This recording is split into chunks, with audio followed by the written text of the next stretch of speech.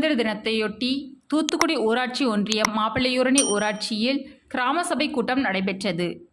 ஜோதிபாசு நகரில் நடைபெற்ற கிராம சபை கூட்டத்திற்கு ஊராட்சி மன்ற தலைவர் சரவணகுமார் தலைமை வகித்து பொதுமக்களிடம் மனுக்களை பெற்றுக்கொண்டு அவர் பேசுகையில், தமிழ்நாடு முதலமைச்சர் மு.க.ஸ்டாலின் உத்தரவுப்படியும் தெற்கு மாவட்ட திமுக செயலாளரும் மீன்வளம், மீனவர் நலன் மற்றும் கால்நடை பராமரிப்புத்துறை அமைச்சருமான அனிதா ராதாகிருஷ்ணன் வழிகாட்டுதலின்படியும் MC சண்முகையா MLA ஆலோசனையின்படியும் மாப்பிள்ளையூரணி ஊராட்சியில் பல்வேறு வளர்ச்சிப் பணிகள் நடைபெற்று வருகிறது.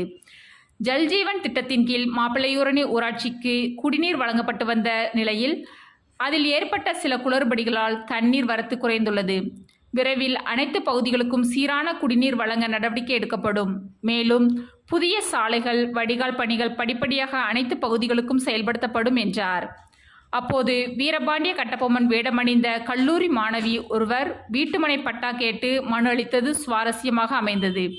கூட்டத்தில் ஒன்றிய மேற்பார்வையாளர் முத்துராமன், ஒன்றிய கவுன்சிலர்கள் அந்தோணி தனுஷ்பாலன், தொம்பை சேவியர், திமுக தெற்கு மாவட்ட சுற்றுச்சூழல் அணி அமைப்பாளர் ரவி என்கிற பொன்பாண்டி, ஒன்றிய துணை செயலாளர்கள் கணேசன், ராமச்சந்திரன், வசந்தகுமாரி, மாவட்ட இளைஞரணி துணை அமைப்பாளர் ஸ்டாலின், கவுன்சிலர்கள் பாரதிராஜா, சேசுராஜா, சக்திவேல், தங்கமாரிமுத்து, சுகாதார ஆய்வாளர் வில்சன், கூட்டுறவு கடன் சங்க செயலாளர் பாலமுருகன், கால்நடை உதவி மருத்துவர் பிரமீளா, வேளாண்மை அலுவலர் சௌந்தர்யா, VAO அமலதாசன் உள்ளிட்ட பலர் கலந்து கொண்டனர்.